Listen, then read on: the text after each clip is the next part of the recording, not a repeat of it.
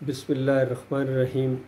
الحمدللہ میں ان لوگوں میں شامل ہوں جنہوں نے پاکستان کی سالمیت کی قسم کھائی تھی پاکستان ملٹری اکیڈمی میں، اور ریٹائرمنٹ کے بعد یہ قسم ساقط نہیں ہوتی ہے۔ جنرل حمید گل کہا کرتے تھے، اور واقعی نہیں ہوتی ہے، ظاہری بات ہے۔ ایک اللہ کے ساتھ عہد ہے کہ ہم پاکستان کے خیر خواہ رہیں گے اور سالمیت کے لیے آخری حد تک جائیں گے۔ یہ بات اس کی اہمیت اور زیادہ ہوگی جب دین کی سمجھ آئی۔ تو آج ایک جنرل عبدالغفور صاحب کا بہت ہی اچھا بیان سامنے آیا ہے، اس کو ذرا پہلے سنیں اور اس کے بعد اس کے اوپر میں انشاءاللہ تبصرہ کروں گا۔ آرمی چیف آرمی سے اوپر نہیں ہے اور آرمی پاکستان سے اوپر نہیں ہے۔ تو اگر ہماری سوچ یہ ہے کہ کوئی فرد ادارے سے اور کوئی ادارہ ملک سے بالا تر نہیں ہے، اس سے امپورٹنٹ نہیں ہے، تو پاکستان کے حالات بہت بہتر ہو جائیں گے۔ یہ سوچ ہم نے لے کے آگے چلیں۔ آرمی چیف آرمی سے اوپر نہیں ہے اور آرمی پاکستان سے اوپر نہیں ہے۔ تو اگر ہماری سوچ یہ ہے کہ کوئی فرد ادارے سے اور کوئی ادارہ ملک سے بالا تر نہیں ہے، اس سے امپورٹنٹ نہیں ہے، تو پاکستان کے حالات بہت بہتر ہو جائیں گے۔ یہ سوچ ہم نے لے کے آگے چلیں۔ آرمی چیف یہ ایک سوچ کا انہوں نے ذکر کیا ہے، چونکہ اصل بات سوچ ہے۔ اصل بات انسان کی جو شخصیت ہوتی ہے نا، وہ اس کی سوچ ہے، باقی تو ہڈیاں اور گوشت ہے۔ سوچ انسان کو، ایک انسان کو دوسرے انسان سے مختلف کرتی ہے۔ تو بڑی پیاری سوچ یہ سمجھنے لائے ہیں، بڑا اچھا ایک ایک تھاٹ ہے، اور الحمدللہ مجھے بڑی خوشی ہوئی اسی وجہ سے کہ وہ کہتے ہیں کہ آرمی چیف آرمی سے اوپر نہیں ہے، اور اس سے زیادہ مقدم نہیں ہے، وہ اس کا ایک حصہ ہے۔ اور جو ادارہ ہے پاکستان آرمی، یہ کوئی پاکستان سے اوپر کوئی چیز نہیں ہے۔ تو یہ ایک سوچ جب تک ہم رہیں گے لے کے، تو پاکستان ترقی کرے گا اور پاکستان آگے بڑھے گا۔ ظاہری بات ہے، جب پاکستان ہی نہیں رہے گا، اگر اللہ نہ کرے تو پھر فوج کہاں جائے گی؟ لیکن پاکستان سب سے اوپر، ان کے کہنے کے مطابق، اور اس سے نیچے فوج ہے، پھر ایک فوج کا پھر ایک چیف ہے، ساری چیزیں ہیں اپنی جگہ ہیں۔ میں اس بات کو ایک سٹیپ آگے دیکھتا ہوں۔ جو آج سے 38 سال پہلے میرا معاملہ 7 پنجاب ریجمنٹ کے اندر پیش آ گیا تھا، میری سوچ یہ تھی کہ جو اللہ ہے نا، اللہ، ایمان، اللہ کی توحید، وہ پاکستانی فوج تو کیا، پاکستان سے بھی اوپر ایک چیز ہے۔ ایمان، سب سے پہلے ایمان، پھر پاکستان، اور پھر اسی حیثیت سے جو بھی جس کی اہمیت جتنی ہے۔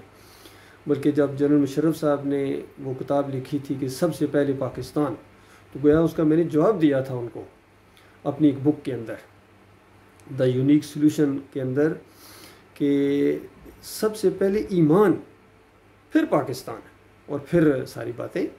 کیونکہ غور کرو میرے پیارے بھائیوں، اگر ایمان سے ہی ہم ہاتھ دھو بیٹھیں تو پاکستان کا ہونا اور فوج کا ہونا اور ساری چیزیں اگر ہوں گی بھی صحیح طریقے سے، تو کم از کم مجھے کیا فائدہ ہوگا اگر میں ایمان سے ہی دستبردار ہو جاؤں؟ یا کوئی بھی آدمی ہے، مسلمان ہے، اگر اس کا ایمان کے اندر شرک آ گیا تو پھر اس کو پاکستان کیسے بچائے گا؟ اس کو جرنیلی کیسے بچائے گی؟ اس کو بڑا دولت کیسے بچائے گی؟ اس کو بڑا منصب کیسے بچائے گا؟ اس کو کوئی پارٹی کس طرح بچائے گی؟ پوری دنیا کیا، پوری کائنات پھر اس کو نہیں بچا سکتی ہے۔ تو لہٰذا سب سے پہلے ایمان۔ تو میں نے 7 پنجاب ریجمنٹ کے اندر یہی بات کہی تھی 38 سال پہلے۔ تو نہ صرف یہ کہ میری بات کو اہمیت نہ دی گئی، بلکہ ایک جرم قرار دے کے اس کو کہ یہ کیا ایمان کی باتیں ہیں۔ باتیں تو آپ کی صحیح ہیں ارشد صاحب، لیکن یہ فوج ہے، یہ الفاظ میں نے بہت مرتبہ سنے ہیں، یقین کیجیے۔ کرنل نجم الحسن ملک سے بھی یہ باتیں میں نے سنی ہیں، اور کچھ آفیسرز بھی تھے اور جے سی اوز بھی خاص کر، کہ ارشد صاحب بات تو آپ کی بالکل صحیح ہے، لیکن یہ فوج ہے۔ تو مجھے حیرانگی ہوتی تھی، مجھے افسوس بھی ہوتا تھا کہ یہ کیا جملہ ان کے منہ سے نکلتا ہے، کیا فوج ایمان سے اوپر کوئی چیز ہے، یا پاکستان سے اوپر کوئی چیز ہے؟ نہیں، پہلے ایمان۔ کیونکہ ہماری یونٹ کے اندر یہ نعرہ لگتا تھا، دم دم اہلی علی یا علی مدد، وہ کرنل نجم الحسن ملک لگواتے تھے صبح مارننگ پی ٹی پریڈ میں۔ تو میں نے اس میں تھوڑا احتجاج کیا کہ یہ کیوں لگواتے ہیں؟ نعرہ تکبیر ایک کافی ہے، یہی مسلمانوں کا نعرہ رہا ہے، اور باقی اگر آپ کے اس فرقے کے مطابق یہ ہے، تو مجھے تو یہ قرآن سے یہ بات سمجھ آئی ہے کہ یہ شرکیہ نعرہ ہے، اور قرآن کے پہلے صفحے کا انکار ہے۔ اگرچہ میں اپنے کتنے ویڈیوز کے اندر ہمارے جو ex prime minister Imran Khan صاحب ہیں ان کو بھی میں یہ بات کتنی دفعہ کہہ چکا ہوں کہ آپ ایاک نعبد و ایاک نستعین بھی کہتے ہیں، اور اس کے بعد آپ کے اسٹیجوں سے میں نے یہ یا علی مدد کے نعرے بھی، یا رسول مدد کے نعرے بھی میں نے سنے ہیں، اور پھر آپ نے امام زامر بھی یہاں بندوایا تھا یا علی مدد کا پٹا، اور پھر قبر کے اوپر مزار کے اوپر آپ جا کے سجدہ بھی آپ نے کیا ہے، آپ اس کو بوسہ کہتے ہیں، ٹھیک ہے بوسہ بھی شرک ہے، سجدہ بھی شرک ہے، تو ایاک نعبد و ایاک نستعین کا تو انکار ہو جائے گا، بلکہ لا الہ الا اللہ کا اصل میں یہ انکار ہے۔ جو بھی شرک ہے، کسی قسم کا شرک ہے، وہ لا الہ الا اللہ کا انکار ہے۔ تو آج ہمارا جو پاکستان، جس کو پاکستان کا مطلب کیا لا الہ الا اللہ کی بنیاد کے اوپر ہم کہتے تھے ہمارے بڑوں نے لیا ہے، تو اس کو تو شرک کا گودام بنا دیا آپ نے۔ مزار پوجے جا رہے ہیں، چادریں چڑھائی جا رہی ہیں، عرس اور میلے ہیں، واسطے وسیلے ہیں، رکوع اور سجدے ہیں یہاں، اور سب سے بڑی بات یہ جو جمہوریت کا ایک نظام ہے، یہ مشرکانہ نظام ہے۔ بالکل میں شرح صدر کے ساتھ ہر جگہ اس کو بیان کر سکتا ہوں، قرآن کے خلاف یہ نظام ہے، احادیث کے خلاف یہ نظام ہے، اور نبی علیہ السلام کا اور صحابہ اکرام کا جو طریقہ ہے، ایک مکمل طریقہ وہ دے کے گئے ہیں، نہ جانے کیوں ہمیں وہ پسند نہیں آتا ہے۔ تو کوئی چیز بھی یاد رکھیے اسلام سے اوپر نہیں ہے، کوئی چیز اسلام سے اوپر نہیں ہے، ہمارے مالک اور خالق کے دیے ہوئے قانون سے اوپر نہیں ہے۔ تو یہ صرف الفاظ لکھنے سے کہ حاکمیت صرف اللہ کی ہے قانون کے اندر، 73 کا آئین اس کی خلاف ورزی نہ ہو جائے، فلاں نے اس کو قانون توڑ دیا تھا، تو کچھ ہوش ہے آپ کو میرے پیارے بھائیوں کہ اللہ کے قرآن کو کتنی مرتبہ آپ دن میں توڑتے ہیں، آپ اس کو اہمیت جب نہیں دیتے ہیں تو اللہ کی کتنی انسلٹ ہوتی ہے۔ عبدالغفور صاحب، میں آپ سے مخاطب ہوں آج اس کلپ کے اندر، یہ خالص آپ کے اس چھوٹے سے بیان کے اوپر میں نے یہ ویڈیو اپلوڈ کر رہا ہوں۔ تو آپ غور کیجئے، آپ سے زیادہ یا ہمارے جرنیلوں سے زیادہ یا ہمارے آفیسر سے زیادہ یا سارے فوجیوں سے زیادہ کون زیادہ یہ بات جانتا ہے کہ اگر جی ایچ کیو سے کوئی حکم ہو، آرڈر ہو، آرمی چیف کا حکم ہو اور نیچے عمل ہی نہ ہو اس کے اوپر، تو کیا آپ اس کا تصور کر سکتے ہیں؟ تو بتائیے، کائنات کا جو مالک ہے، باس آف دی باسز، سب سے بڑا جو باس، کائنات کا مالک اکیلا آلمائٹی اللہ، کیا اس کا حکم نہیں ہے کہ میرے علاوہ کسی کی بندگی نہیں کرنی، میرے علاوہ کسی اور کو رکوع سجدہ نہیں کرنا، میرے علاوہ کسی اور کو نہیں پکارنا ہے؟ یہ تو موٹی موٹی باتیں ہیں۔ اور پھر دیکھیے کتنے دوسرے قوانین ہیں کہ چور کا ہاتھ کاٹ دیا جائے، 75 سال میں کسی ایک چور کا ہاتھ کاٹا گیا، بتائیے، غور کریں اس بات کے اوپر۔ کائنات کا مالک تو اوپر دیکھ رہا ہے کہ میں نے حکم دیا ہے چور کا ہاتھ کاٹ دو، یہاں چوروں اور ڈاکوؤں کو پرائم منسٹر بنایا جاتا ہے، عہدے دیے جاتے ہیں، عزت کی جاتی ہے، اور بدکاروں کو یعنی کبھی سنسار کیا گیا ہے؟ کتنے شادی شدہ جو بدکار ہوتے ہیں ان کو کبھی سنسار کیا گیا ہے؟ بلکہ ہماری پرائم منسٹر نے اس کو ظالمانہ سزائیں قرار دیا تھا۔ بتائیے اس سے بڑی کوئی اللہ کی غداری اور اللہ کے ساتھ بے وفائی ہو سکتی ہے؟ باقی یہ جو صورتحال بنی ہے، ہمارے جنرل باجوہ صاحب نے جو کمزوری دکھائی ہے، یہ بڑی ایک شرمناک بات ہے۔ ہمیں جو لوگوں کی باتیں سننا پڑتی ہیں بحیثیت فوجی، بحیثیت آرمی افسر، اور بحیثیت ایک مسلمان، اور بحیثیت ایک اوورسیز پاکستانی، بہت مجھے یعنی شرم آتی ہے کہ ہمارے جنرل صاحب نے کیا کیا ہے، چوروں اور ڈاکوؤں کو ہمارے اوپر مسلط کر کے ہمارے ملک کی توہین کی ہے، یقین کی یہ دیوالیہ نکال دیا ملک کا، اور بالکل یہ ملک جو ہے نا بالکل سارے آپ لوگ کہہ رہے ہیں کہ یہ بالکل یعنی بہت زیادہ پریشانی میں ہے۔ تو یہ پریشانیاں یقین کیجئے چٹکیوں میں حل ہو سکتی ہیں۔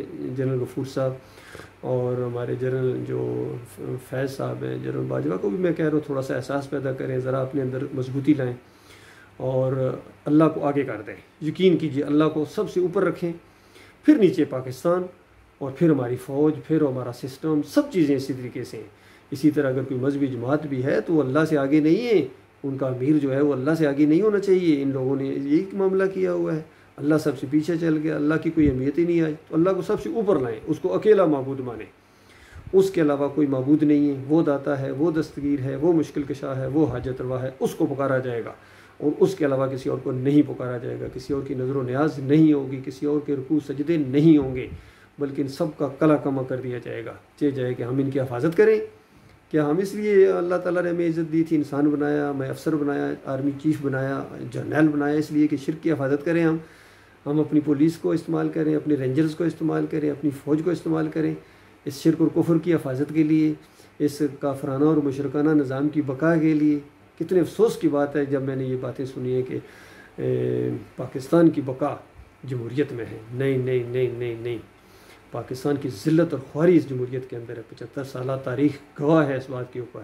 اس میں جھوٹ ہے، فراڈ ہے، آپس میں لان تان ہے اور نفرتیں ہیں، دشمنیاں ہیں۔ یہ جمہوریت کے تحفے ہیں، جمہوریت کا حسن ہے۔ اسلام تو آپس میں بھائی بناتا ہے، ایمان تو آپس میں بھائی بناتا ہے۔ اللہ تعالیٰ نے کہا کہ اے محمد صلی اللہ علیہ وآلہ وسلم، روئے زمین کی دولت خرچ کرتے، روئے زمین کی دولت خرچ کرتے، ان کے دل نہیں جوڑ سکتے تھے، یہ میں نے جوڑے ہیں۔ مالک فرماتا میں نے جوڑے ہیں۔ وہ اللہ آج بھی ہمارے دل جوڑ دے گا، یقین کیجئے۔ آج بھی جو بظاہر ناممکنات نظر آتا ہے، یقین کیجئے عمران خان اور نواز شریف اور شہباز شریف اور یہ سارے آپس میں بھائی بن سکتے ہیں، آپس میں محبتیں پیدا ہو سکتی ہیں اگر یہ مسلمان ہو جائیں، اگر یہ کلمہ پڑھ لیں دل کی گہرائی سے۔ ابھی تو صرف زبان سے پڑھتے ہیں، اس کا کوئی معنی نہیں ہے۔ دل کی گہرائی سے پڑھو، اقرار باللسان و تصدیق بالقلب کہ لا الہ الا اللہ محمد رسول اللہ، بس اللہ کے علاوہ کوئی معبود نہیں۔ ہمارے عمران خان صاحب فوراً اس کا ترجمہ کر دیتے ہیں، اللہ کے علاوہ کوئی خدا نہیں۔ کوئی کون خدا مانتا ہے؟ یہ کہو اللہ کے علاوہ کوئی داتا نہیں، اللہ کے علاوہ کوئی مشکل کشا نہیں، اللہ کے علاوہ کوئی رکوع اور سجدے کے لائق نہیں، اللہ کے علاوہ کوئی واسطے وسیلے کے لائق نہیں۔ پھر پتہ چلے گا آپ جس نیوز کانفرنس کو بیان دے رہے ہیں نا، وہ مائک اٹھا کے ماریں گے آپ کو، کرسیاں اٹھا کے ماریں گے آپ کو، کیونکہ یہ کلمہ ہے۔ یہ نبی علیہ السلام نے جب کلمہ پیش کیا تھا مکہ کے اندر اور پھر طائف کے اندر جا کے، وہاں پتھراؤ ہوا تھا، ان کے اوپر پتھروں کی بارش ہوئی تھی۔